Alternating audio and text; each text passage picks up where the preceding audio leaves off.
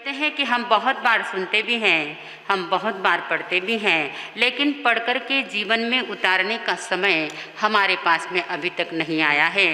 कहते हैं कि चिंतन अगर चल जाए तो आत्मा चिंतामणि रत्न को प्राप्त कर सकती है, और अगर चिंतन नहीं चले तो आत्मा संसार के अंदर अनादिकाल से भटक रही है और भटकती रहेगी।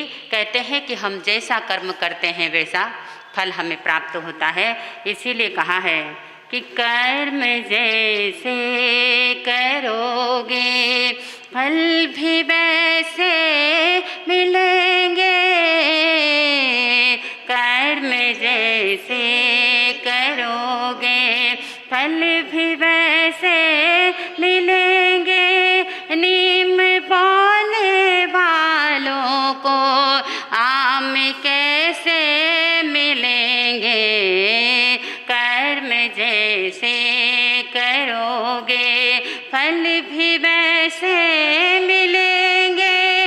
नीम बोने वालों को आम कैसे मिलेंगे। कितना सुंदर कहा कि व्यक्ति अपने जीवन के अंदर जैसे ही कर्म के बंधन को बांधता है वैसे ही उसे फल प्राप्त होता है। कहते हैं कि ये प्रारब्ध है, ये नियति है, हम जैसा करेंगे वैसा ही हमें भरना पड़ता है। और जैसा भी समय आएगा और भी हम कर्म के बारे में महावीर की अंतिम वाणी के माध्यम से आपके समक्ष अवश्य बताएंगे। आइए, हमने कल आपके सामने एक सुंदर सा विषय प्रस्तुत किया था और यह कहा था कि इंद्रियों की दास्ता किस तरह से इंसान को अपने अधीन बना लेती है। तो हमने 4 पंक्तियां गुनगुनाई थी कि इंद्रियों के निघोड़े विषयों में अड़े, इंद्रियों के निघोड़े विषयों में अड़े, जो अड़े भी तो संयम के कोड़े पड़े, जो अड़े भी तो संयम के कोड़े पड़े। तन के रथ को सुपथ पर चलाते चलो, तन के रथ को सुपथ पर चलाते चलो, सिद्धि अरिहंत में मन रमाते चलो, सिद्ध अरिहंत में मन रमाते चलो, सर्व कर्मों के बंधन हटाते चलो। वक्त आएगा ऐसा कभी ना कभी, वक्त आएगा ऐसा कभी ना कभी, सिद्धि पाएंगे हम भी कभी ना कभी, सिद्धि पाएंगे हम भी कभी ना कभी। ऐसा विश्वास मन में जमाते चलो, ऐसा विश्वास मन में जमाते चलो, सिद्धि अरिहंत में मन रमाते चलो, सिद्ध अरिहंत में मन रमाते चलो, सर्व कर्मों के बंधन हटाते चलो, सिद्ध अरिहंत में मन रमाते चलो। कितना सुंदर कहा। अगर इन इंद्रियों को हमने अपने काबू में रखा तो इन कर्म बंधन से हम क्या हो जाएंगे, बच जाएंगे। हमने कल आपके सामने स्रोत इंद्रिय के बारे में अपने विचार आपके सामने रखे थे कि हमारी इंद्रियां किस प्रकार की कार्य करती है और इन इंद्रियों के द्वारा हम अनंत कर्मों के बंधन को बांध लेते हैं। इसमें हमारे निकासित कर्म भी बन जाते हैं और उससे भी अधिक हमारे कर्म बंधन हो जाते हैं। तो कल स्रोत इंद्रिय के बारे में हमने आपके सामने अपने विचार रखे। स्रोत इंद्रिय का मतलब होता है कान, क्या सुनना क्या नहीं सुनना, इसका चिंतन किसको करना है, आपको करना है। अब दूसरा नंबर किसका आया है, चक्षु इंद्रिय। चक्षु इंद्रिय का मतलब होता है आँख। कहते हैं कि हमारे इस शरीर के अंदर आँखों को 2 मोती की उपमा दी है। ये 2 कोहिनूर रत्न है। चेहरा बड़ा सुंदर है, सब कुछ अच्छा है, लेकिन अगर शरीर के अंदर चेहरे पर अगर 2 आँख नहीं है तो हमारा शरीर क्या होता है, सुंदर नहीं दिखाई देता है। इसीलिए किसी ने इसे 2 कोहिनूर की उपमा दी है। ये कोहिनूर है, ये डायमंड है। अंधेरे में डायमंड कितना चमकता है, बहुत सुंदर दिखाई देता है। उसकी चमक धमक से व्यक्ति क्या हो जाते हैं, पागल हो जाते हैं। करोड़ों रुपयों का डायमंड है, अरबों रुपये का डायमंड है, लेकिन जिसके पास में आँख नहीं है उसे उस डायमंड की कोई भी क्या नहीं है, कीमत नहीं है। तो शरीर के अंदर आँखों का विशेष महत्व होता है। आँख है तो पाक है, वरना सर्वत्र अंधकार है। आँख है तो ये संसार दिखाई देता है, आँख है तो ये हसीन वादियाँ दिखाई देती है, आँख है तो झरने दिखाई देते हैं, आँख है तो पर्वत दिखाई देते हैं। अगर आँख नहीं तो किसी भी रूप को आप नहीं देख सकते हैं। कहते हैं कि आँखों के अंदर प्रेम भी होता है, करुणा भी होती है, नफरत भी होती है, निषेध भी होता है, आमंत्रण भी होता है, इजहार भी होता है, इकरार भी होता है, घृणा भी होती है और नफरत भी होती है। हमारी इन आँखों में जहर और अमृत दोनों होते हैं। अगर किसी से हम मोहब्बत करते हैं तो हमारी आंखों में प्यार दिखाई देता है, और अगर हम किसी से नफरत करते हैं तो हमारी आंखों में क्या दिखाई देता है, जहर दिखाई देता है। हमारी इन आँखों की दुकान में जहर और अमृत दोनों ही क्या होते हैं, मिल जाते हैं। कहते हैं कि किसी व्यक्ति से अगर पूछा जाए, किसी अंधे व्यक्ति से अगर पूछा जाए, किसी सूरदास से अगर पूछा जाए कि पंचमढ़ी कैसी है, महाबलेश्वर कैसा दिखता है, पंचमढ़ी कैसी दिखती है, दिल्ली का किला कैसा दिखता है, और सम्मेद शिखर का मंदिर कैसा दिखता है, और यहाँ पर कात्रिज का मंदिर कैसा दिखाई देता है, वह बोलता है नो आइडिया, मुझे कुछ भी पता नहीं है, क्योंकि मुझे आँखों से क्या नहीं होता, उस व्यक्ति को आँखों से दिखाई नहीं देता है, इसलिए उसे तीर्थ का कोई भी महत्व मालूम नहीं है। तो आँखों के बिना सर्वत्र अंधकार है। आँख हमारे जीवन की ज्योति है, आँख हमारे जीवन का दिया है, आँख हमारे जीवन के प्राण है, आस है, श्वास है, विश्वास है। इसीलिए भगवान से निवेदन करते हैं, क्या देना, कि कुछ देना दे भगवन इस तेरे दीवाने को, दो आंसू तो दे दे चरणों में बहाने को, कुछ देना दे भगवन इस तेरे दीवाने को, दो आंसू तो दे दे चरणों में बहाने को। आँखों का कितना बड़ा महत्व है। आँख सोती भी साथ में है और रोती भी साथ में है। संबंध अगर हो, प्रेम अगर किसी के साथ हो तो आँखों के जैसा होना चाहिए। सोती भी साथ में, रोती भी साथ में, झपकती भी साथ में और देखती भी साथ में। ऐसा अगर प्रेम आँखों के जैसा हो तो संसार सागर से क्या होता है, व्यक्ति जीने का मजा आता है। तो इन आँखों को डायमंड से उपमित किया गया है। तो मैं आपसे छोटा सा प्रश्न पूछना चाहूँगी कि आपके पास में भी दो सुंदर आँखें हैं। इन दो सुंदर आँखों के अंदर सारा संसार आपने कैद कर रखा है, लेकिन आप इन आँखों से क्या देखते हैं? हर चीज के दो पहलू होते हैं, हर सिक्के के दो पहलू होते हैं, अच्छाई और बुराई। ये हम पर डिपेंड करता है कि हमें क्या चाहिए, अच्छा चाहिए या बुरा चाहिए, हम सही देखते हैं या गलत देखते हैं। तो आँखों के द्वारा क्या करना चाहिए? आपके सामने सुंदर सा फोटो किसका लगा हुआ है? पार्श्वनाथ भगवान का। कहते हैं इन आँखों की तृप्ति के लिए आप कोड़कनाल जाते हैं, ऊटी जाते हैं, महाबलेश्वर जाते हैं, और बहुत सारे लोग, संसार में सबसे सुंदर स्थान क्या है? स्विट्जरलैंड। उस स्विट्जरलैंड में भी लोग जाते हैं, लेकिन हमने देखा है ऊटी के अंदर बहुत सारे, कितने भी स्विट्जरलैंड उस ऊटी के आगे क्या है? फेल है। लेकिन हमारा शहर घर की मुर्गी क्या लगती है भाई साहब? दाल बराबर। मैंने नहीं कहा, आपने कहा। घर में कितनी भी अच्छी चीज होगी लेकिन पड़ोसी की चीज अच्छी लगती है।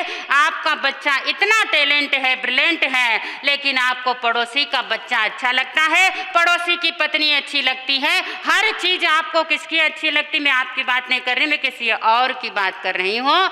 लेकिन आज संसार का यही रिवाज है कि घर की मुर्गी दाल बराबर। महाराज बाजू वाले का बेटा इतना सुंदर है, इतना हैंडसम है, और उनकी बीवी भी बहुत सुंदर और हैंडसम है। मैंने कहा भाई तुम्हारी बहुत खराब है क्या? नहीं महाराज साहब, मैं तो एक बात बता रहा था। तो देखिए, हमें हर व्यक्ति को दुनिया की दूसरी चीजें अच्छी लगती है। तो इस आंखों की तृप्ति के लिए आप देश को छोड़कर कहाँ चले जाते हैं? विदेश चले जाते हैं, घूमने के लिए जाते हैं, और वहाँ पर सुंदर से दृश्य इन आंखों में कैद करके कहाँ लेकर आते हो? आप वहाँ से यहाँ आ जाते हैं, लेकिन वो सारा दृश्य किसकी आंखों में रहता है? आपकी आंखों में रहता है। कहते हैं कि आंखों में जब विकार पैदा होता है, आंखों में जब विकार पैदा होता है, तो रानी गुणवती की आंखों में जब विकार पैदा हो गया तो किसको मुर्गा बनना पड़ा था? राजा को क्या बनना पड़ा था? मुर्गा बनना पड़ा था रानी दुर्गावती के सामने। और राजा को जब मुर्गा बनना पड़ा, क्योंकि किसकी आंखों में विकार उत्पन्न हो गया? रानी की आंखों में जब विकार उत्पन्न हो गया तो राजा को भी क्या बनना पड़ा? मुर्गा बनना पड़ा। तुकाराम महाराज ने कहा है, वो आपके कहाँ के हैं तुकाराम जी? इस महाराष्ट्र के जाने पहचाने आध्यात्मिक विरासत को लेकर जिनका नाम आपके इस महाराष्ट्र में चलता है, ऐसे तुकाराम महाराज ने कहा है मराठी के अंदर, पापाची वासना नको देऊ डोळा, त्याहून मी आंधळाच बरा। हे परमात्मा, हे प्रभु, अगर तू मुझ पर मेहरबान है, अगर तू मुझ पर मेहरबान हो तो कभी भी मेरी इन आंखों में पापों की वासना न आए। अगर आ जाए तो मैं अंधा ही अच्छा। मेरी आंखों को फोड़ देना, लेकिन विषय वासनाओं का कीड़ कचरा मेरी आंखों में कभी नहीं समाए। लेकिन जब इस संसार को देखते हैं तो हमें लगता है कि आपने रामायण को भी देखा है, महाभारत भी आपने देखी है। आपने क्या देखा इन आंखों से? उन लोगों के व्यक्तित्व और कृतित्व को नहीं देखा, आपने उनके लिबास देखे। कितना सुंदर परिधान है, कितना सुंदर लिबास है। ऐसे सारे लिबास को किसने देखा? इन आँखों के द्वारा देखा। देखिए ये आँखें कितना भी कुछ कर ले तो तृप्त नहीं होती। मान लीजिए यहाँ से आप अपना प्रवचन संपन्न करने के बाद बाजार से गुजर रहे हैं, घर जा रहे हैं, बहुत सुंदर सुंदर भुलेश्वर के अंदर दुकानें हैं, सुंदर सुंदर सी साड़ियाँ लटक रही है। बगुतर दिया है, साड़ी लई छान आहेत हैं? मुझे देखने दो प्लीज, इतनी सुंदर साड़ी है, इतनी सुंदर बॉर्डर है, एक भी साड़ी नहीं ली, लेकिन आंखों की तृप्ति के लिए 50 साड़ियां उस आदमी से क्या करवा दी? बाहर निकलवा दी। तो ये किसकी तृप्ति है? आंखों की तृप्ति। और इस आंखों की तृप्ति के लिए संसार में अनंत अनंत क्या होते जा रहे हैं? पाप होते जा रहे हैं। अभी महासती जी आपसे कह रहे हैं हमें क्या नहीं करना, क्या नहीं करना? कि पप्पा पापन कीजिए, अलगा रही जो आप, करनी जा रही आप रे, कुण बेटा कुण पाप कबीरा, कुण बेटा कुण पाप। कहते हैं कि जो व्यक्ति जीवन में पाप करता है वही पापों को भरता है, और जब पाप भरने का समय आता है, जब पापों को भुगतने का समय आता है, न तो बेटा काम आता है और न बेटी काम आती है। जिसका हाथ जला है दर्द उसी को सहना होता है, जिसका हाथ जलता है दर्द उसी को क्या है? सहना होता है। कहते हैं कि सुख में आपका सब साथ निभाएंगे, लेकिन दुख में आपके कोई भी काम नहीं आएगा। इसलिए महावीर कहते हैं ये सगे संबंधी रिश्ते नाते कोई भी पाप में आपका साथ देने वाला नहीं है, लेकिन कहते हैं कि संसार में पाप का कोई माप नहीं। इस संसार में व्यक्ति कितना पाप करता है उसके लिए कोई भी माप नहीं है। अनंत काल से अनंत पापों की श्रृंखला करता चला आ रहा है, और सबसे ज्यादा पाप कौन करती है? हमारी ये आंखें करती है। रूप का राग सबसे बड़ा होता है। ये अच्छा है और ये बुरा है, ये सोना अच्छा है, ये गहना अच्छा है, ये साड़ी अच्छी है। ये सारा किसका पाप है? रूप का पाप है। और अनंत आत्मा हमारी इन आँखों के द्वारा क्या कर लेती है? पाप कर लेती है। और आपने देखा होगा कि बड़े बड़े शहरों के अंदर एक जू होता है। जिस जू के अंदर कितने पशु पक्षी होते हैं? हजारों पशु पक्षी होते हैं। शेर होता है, रीछ होता है, मृग होता है, बहुत सारे पशु पक्षी होते हैं। ये किसके लिए? इन आँखों को संतृप्त करने के लिए इन पशु पक्षी को क्या किया जाता है? पिंजरे घरों में और बाड़े में बांधा जाता है। सिर्फ ये आँख का राग, एक आँखों की तृप्ति करने के लिए इंसान अपने जीवन में कितने पापों को क्या करता है? कर लेता है। लेकिन परमात्मा महावीर कहते हैं ये सुंदर मनुष्य जन्म की चादर तुम्हें मिली है, तो इस चादर को क्या मत करो। तो मैं क्या कह रही थी? बहुत बार आप परमात्मा महावीर के सामने, प्रभु के सामने अपने भावांजलि प्रस्तुत करते हैं और अपनी आत्मा की ग्लानि को पेश करते हैं कि हे भगवान, कि मैली चादरे ओढ़ के कैसे, मैली चादरे कि द्वार तुम्हारे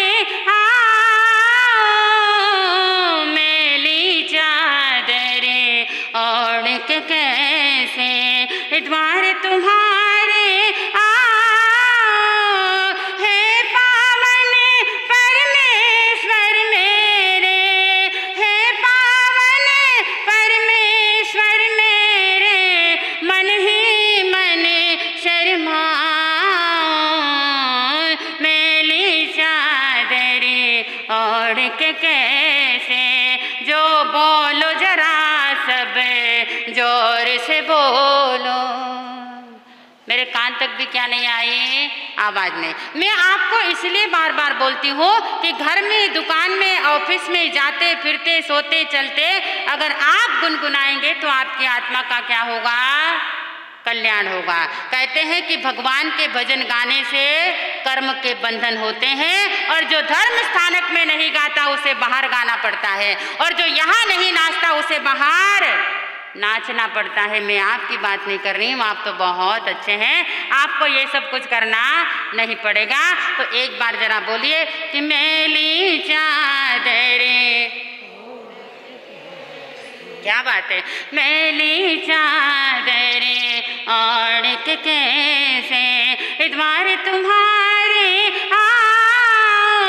हे पावन परमेश्वर मेरे, मन ही मन शर्माओ, मैली चादरे ओढ़ के कैसे। हे परमात्मा, तेरे दरबार में मेरे जीवन की ये चादर जो मैली है, काम क्रोध विषय वासनाओं का जो राग मेरी चादर पर पड़ा है, उसे हल्का करने का मैं क्या करूंगी? प्रयास करूंगी। तो आइए, आज का दिन इस जिन शासन के इतिहास के स्वर्णिम प्रश्नों पर अमर हो गया। मैं जिन साधिका का नाम आपके समक्ष ले रही हूँ, उनका नाम लेते ही मेरे रोंगटे खड़े हो जाते हैं। एक ऐसी महान साधिका जिसने जन्म लिया संसार के अंदर, इस भुसावल की पवित्र पावन मिट्टी में जिस साधिका ने जन्म लिया, जिस स्नेहाबाई ने जन्म लिया, और जन्म लेने के पश्चात उनके पिता का नाम पृथ्वीराज था और माँ का नाम क्या था? जतनबाई था। बड़े लाड और प्यार से माता पिता ने उसे पाला पोसा, और धूलिया के पास में एक खेड़ करके गांव है। वहाँ पर चतुर्मुथा परिवार में उनकी क्या हो जाती है, शादी हो जाती है। और जैसे ही शादी के बंधन में लड़की बनती है तो पिता क्या कहता है कि बाबुल की दुआएं लेती जा तुझको सुखी संसार मिले। बाबुल की दुआएं लेती जा तुझको सुखी संसार मिले। मैं कि कभी ना याद आए ससुराल में इतना प्यार मिले। मैं कि कभी ना याद आए ससुराल में इतना प्यार मिले। नाज़ों से तुझे पाला मैंने कलियों की तरह, फूलों की तरह।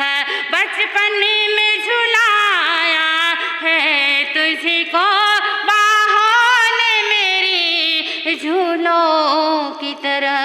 मेरी बाग किए नाजुक डाले तुझको सारा संसार मिले। मैं कि कभी ना याद आए ससुराल में इतना प्यार मिले। आप सभी इमोशनल हो गए, मैं ज़्यादा आपको इमोशनल करना नहीं चाहती हूँ। आइए, तो बड़े ही नाजों के साथ में अच्छा सा सुंदर सा परिवार देखकर उस स्नेहा बाई को क्या कर दिया, अपने पिता ने पृथ्वीचंद जी ने ढेरों आशीर्वाद देकर के उस बेटी को विदा किया। अब वो बेटी स्नेहा अपने संसार के साथ में आनंद पूर्वक रहती है।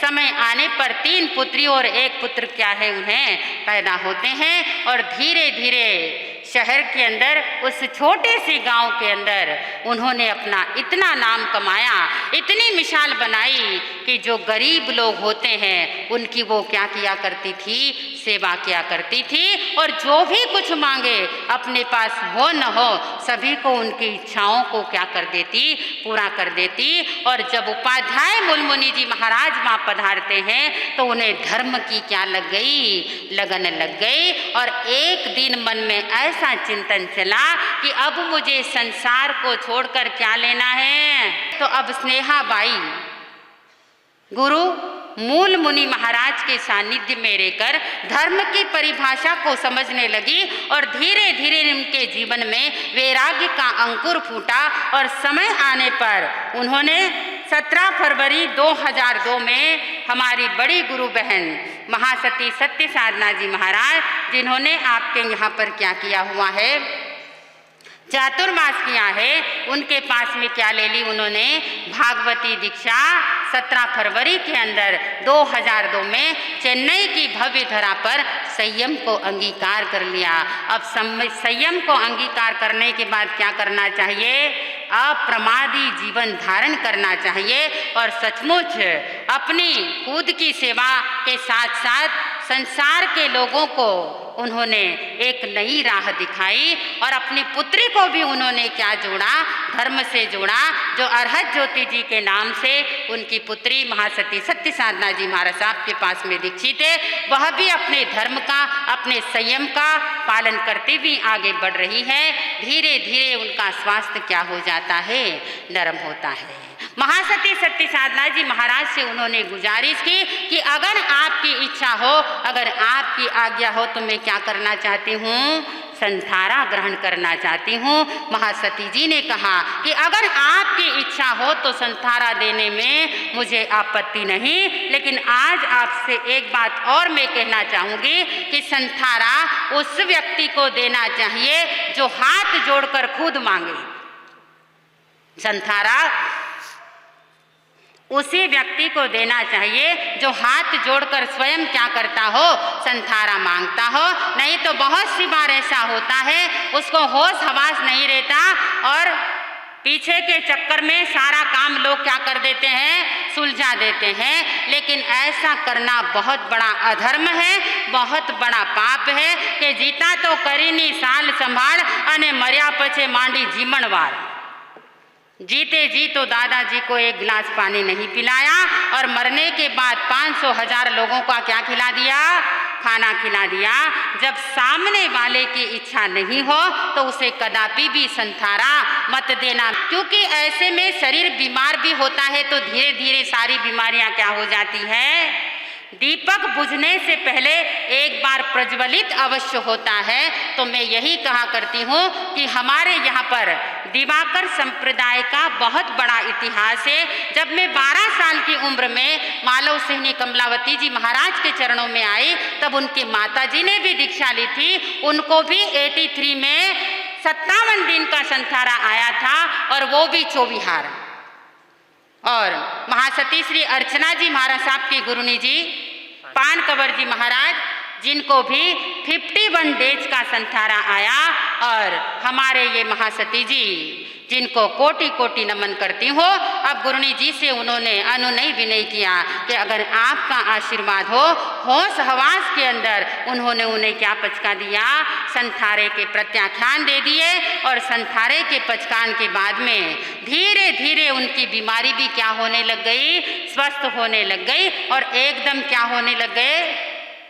क्योंकि संसार के अंदर हर व्यक्ति जीना चाहता है, मरना कोई नहीं जाता है। सव्वे जीवाऊ इच्छन्ति जीवी न मरी जीवुम। सब इंसान जीना चाहते हैं, मरना कोई नहीं चाहता है। लेकिन कहते हैं कि इंसान जब संसार से जाता है तो साथ में क्या ले जाता है कि जाएगा जब यहाँ से, कि जाएगा जब यहाँ से कोई न साथ देगा। 2 गज कफन का टुकड़ा तेरा लिबास होगा।